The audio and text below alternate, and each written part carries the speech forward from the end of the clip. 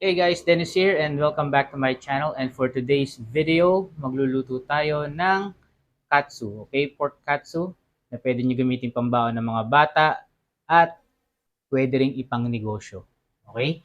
Now, watch till the end dahil tuturuan ko rin kayo kung paano gumawa ng katsu sauce na ang gagamitin lamang ay ang mga simpleng ingredients na makikita sa kusina nyo, okay? So, let's go! Okay guys, so ito yung mga kailangan nating ingredients. So, lilipat ko yung camera para mas makita nyo mabuti yung ingredients sa kailangan natin. Okay? Natin ng flour, okay, harina, tatlong itlog, of course, pork, or katsu nga di ba? So, pork. Okay, side dish is shredded cabbages. Okay, so may preparation pa rin tayo dyan. And of course, kailangan rin natin ng mantika. So, mamaya ako napapakita sa inyo kung ano yung kailangan natin para sa katsu sauce. Okay? So, prep muna natin yung baboy. Alright guys, so sa pork, kailangan lang natin ng ganito siyang kanipis. Okay, hindi naman kailangan makapal. Okay, kuha tayo ng tinidor. Yan. So, para matenderize yung baboy, tutusok-tusukin nyo lang siya ng tinidor. No need na mag-ano kayo. Palu-paluin nyo ng kutsilyo dahil lalo lang siya mafa-flat. Okay, so ganyan. Okay, harap at likod. So,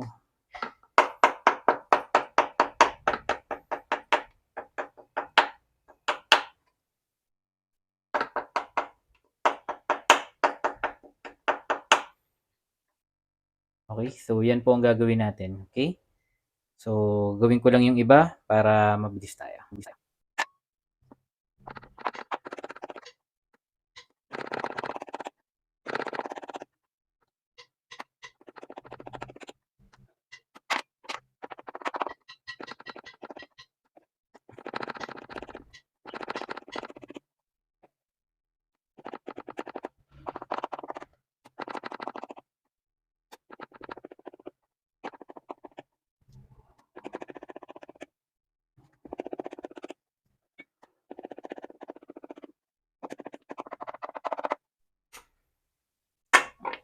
Okay, next na gagawin natin is, nakita nyo itong fat side ng baboy. Lalagyan natin ng konting gilit yan. Kundi, pag pinrito nyo yan, automatic, ano yan, kukulubot.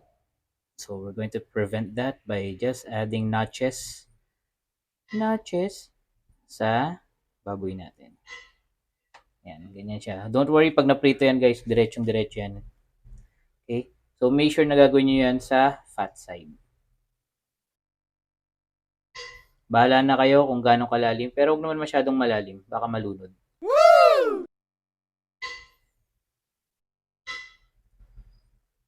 Ang mga gaganyan, pwede na yan.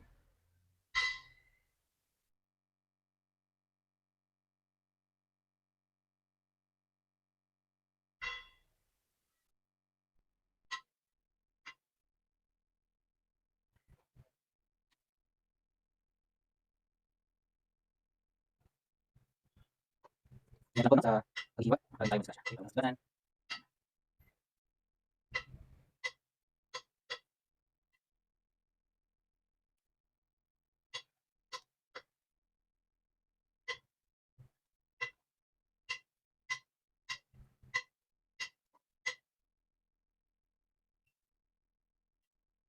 Okay. So, ito na po yung pork natin. So, we're gonna spread it out. Titimplahan naman natin siya.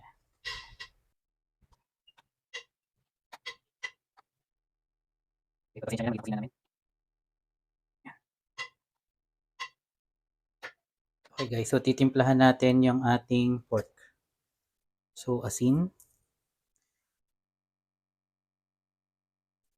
on both sides.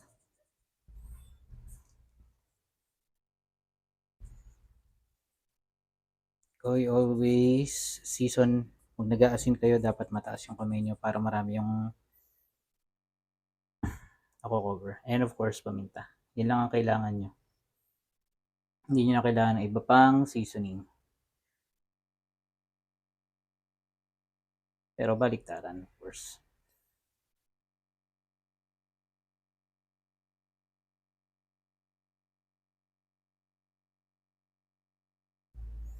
Yan, spread it. Spread natin. Then, baliktarin natin.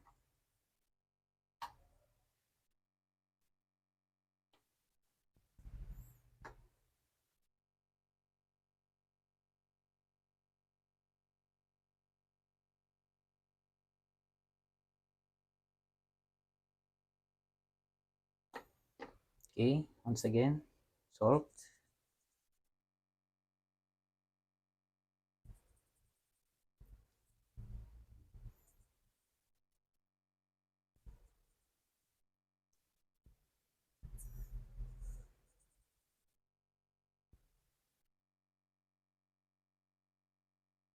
And pepper.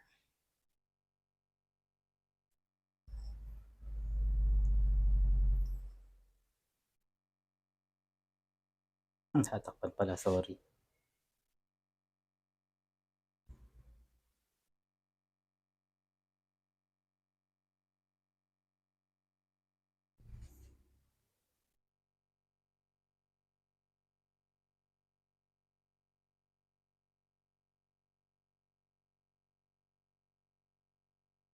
Yan, spread.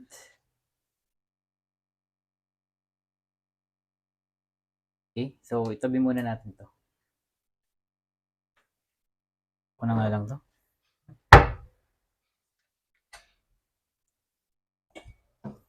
So, itong cabbage natin, hugasan natin nga pala.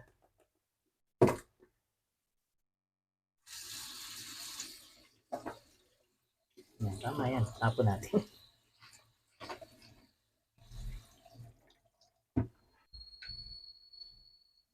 Sa malinis na lalagyan, ilagay natin yung cabbage at ibabad nyo sa malamig na tubig.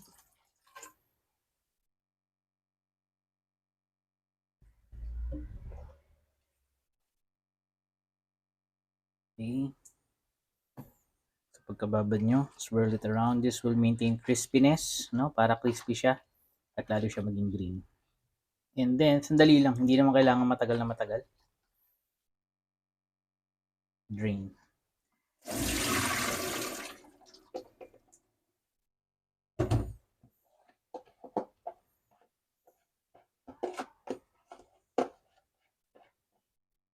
Pagka-drain nyo, pipigain nyo. Okay? Piga. At yun na yun. Patuluin nyo na lang siya. And set this aside para mamaya. Okay? Ano natin yung pork natin. Yun namang eggs natin ang ipe-prepare natin. Okay, so these are our eggs. Lalagyan natin siya ng konting mantika. Oh, okay na yan. Okay, and with a whisk, we beat the eggs.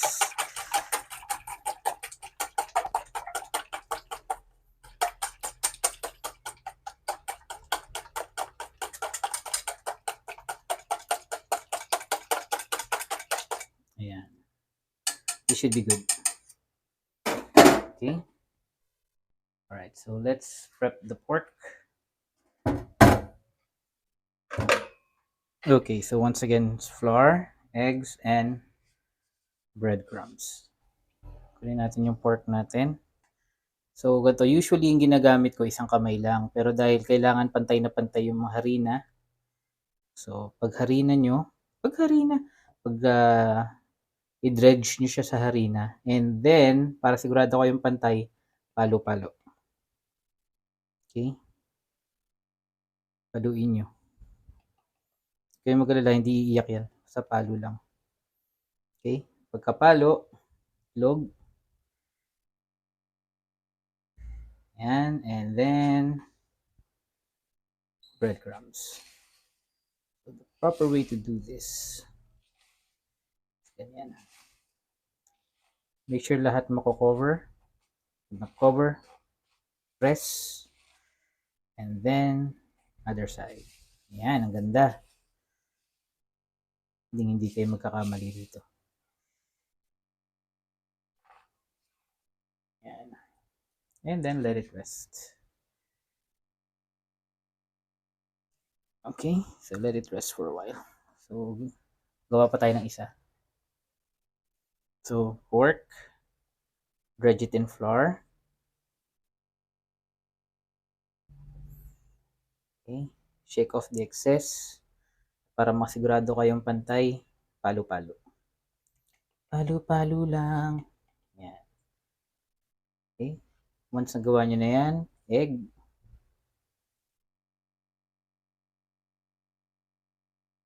And then, breadcrumbs.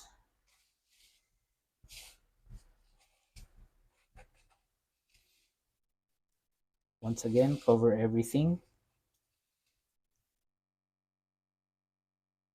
And then press. Okay, kabila.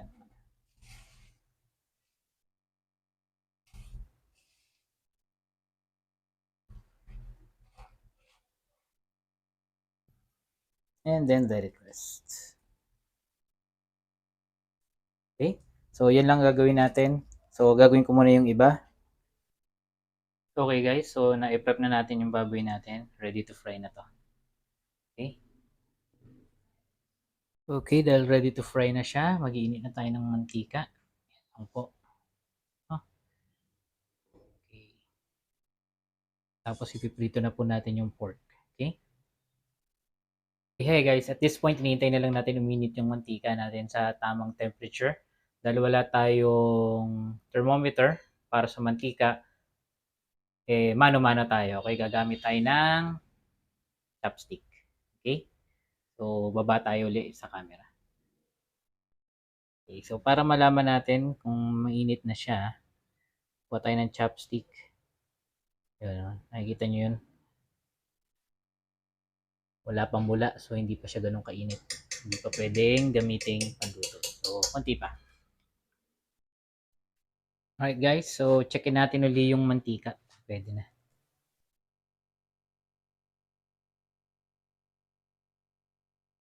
Yun, ewan ko lang kung nakikita nyo pero yun, may bubbles na siya. Sakto. Tama na yan sa temperature na kailangan natin. So, mag-fry na tayo. Alright guys, so kuha tayo ng isang baboy. Isang pork or baboy. Pareho lang yun. And then drop it sa ating oil. Yan. Ganyan siya dapat. Okay, so kuha pa tayong isa pa. Sayang ang space.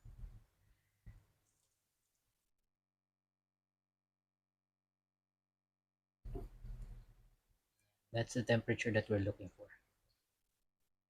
Kasi para maluto yung baboy at the same time, no? Hindi siya ma-overcook at mag-crispy yung breadcrumbs. Kuha tayo na mahiwagang tong. Or tong. Or tong, tong, tong, tong.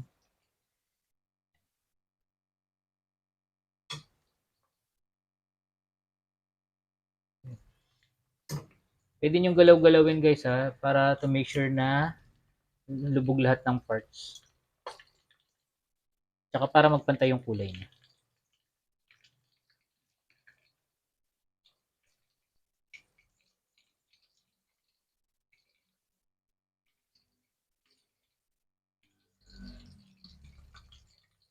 So tatandaan nyo, pagkahangon nyo ito, hintayin nyo munang bumalik sa init yung temperature ng kalan. Dahil siyempre, ito yung maglalagay tayo ng item sa hot oil, lumalamigin ang bahagya.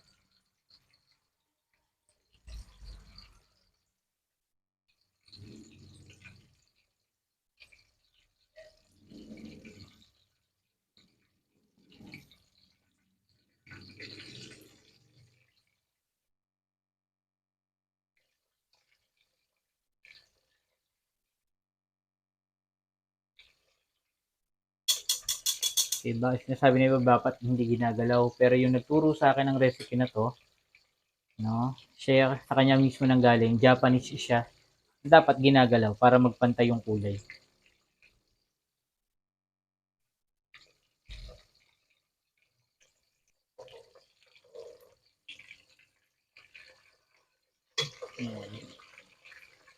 Binabaliktad ko talaga siya, hindi pa, kahit hindi pa brown. Okay? Para lang ma-ensure na pantay yung luto niya. Magba-brown din yan. Easy ka lang.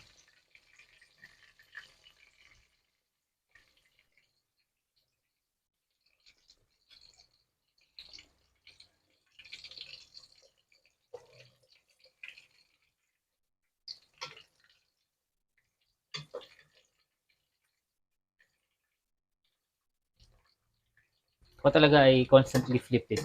Okay, pasensya na. Ganun ako talaga magprito nito. Of course, kanya-kanyang style naman yan. So, if you wanna flip it as often as you can, or kung gusto nyo, tsaka nyo na i-flip. Okay, just maintain the temperature.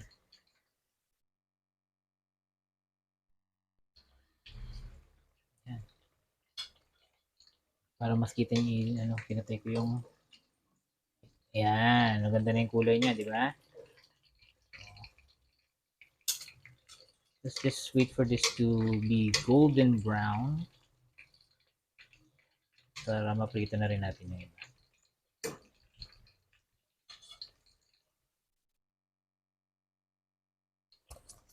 Ayan. So, ganda na ng pagkaka-brown niya, no? Nasa kabila. Yep, perfect. Golden brown ang kailangan natin, hindi overly brown. So, anong gagawin natin? Hahanguin natin siya. Let's shake off the excess oil. Okay.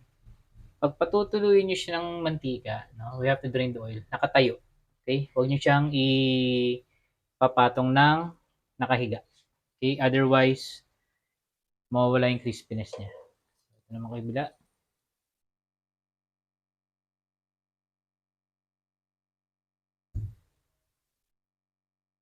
Yan. So, nakatayo siyang ganyan. Okay? Alright. So, piprituhin ko lang tong ibang to. Okay? Then, papakita ko sa inyo yung katsu sauce. Okay? Okay, guys. So, paggawa ng katsu sauce, kailangan natin ng 1 tablespoon of oyster sauce, 1 tablespoon of sugar, 1 tablespoon of Knorr seasoning or whatever liquid seasoning that you prefer, and 1.5 tablespoons of ketchup. Bahala na kayo kung gagamitin nyo, kung anong brand na gagamitin nyo. Just make sure it's tomato ketchup. Okay? So, i-assemble ko lang to para makita nyo. Okay? Give me 1 sec. Guys, so ang tatandaan nyo lang is 1 tablespoon of oyster sauce, 1 tablespoon of liquid seasoning, 1 tablespoon of sugar, and 1.5 teaspoon of tomato ketchup. So, ang ginawa ko to para sa 3 tao to, kaya medyo marami-rami, pero yun yung tamang ratio niya. Okay, tatandaan nyo, ulitin natin. 1 tablespoon oyster sauce, 1 tablespoon liquid seasoning, 1 tablespoon of sugar, and 1.5 teaspoon of tomato ketchup. Once again, bahala na po kayo kung ano yung preferred brand nyo. Yan. Nasabi ko sa inyo guys, pag natikman nyo tong sauce na to, akala nyo kumain na kayo sa premium na Japanese restaurant. Ang actual guys, so gawa na yung katsu sauce natin, no? So tikman natin ulit para hindi tayo mapahiya.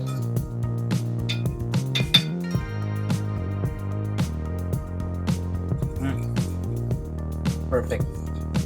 This is so good.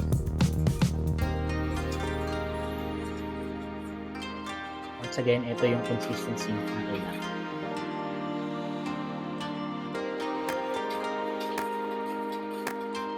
Okay.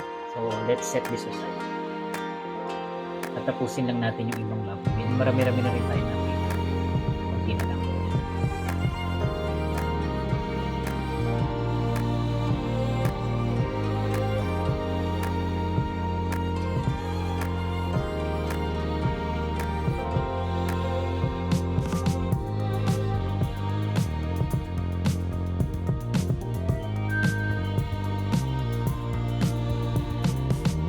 Okay, that's it guys. So, I hope nagustuhan yung niluto nating pork katsu with sauce.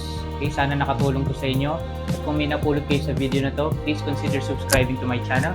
Please like this video, share, and comment down below kung meron pa kayo ibang recipes na gusto nating i-feature dito sa vlog natin. Okay? So, once again, Dennis here. Thank you for staying with me and I'll see you in my next vlog. Have a good day.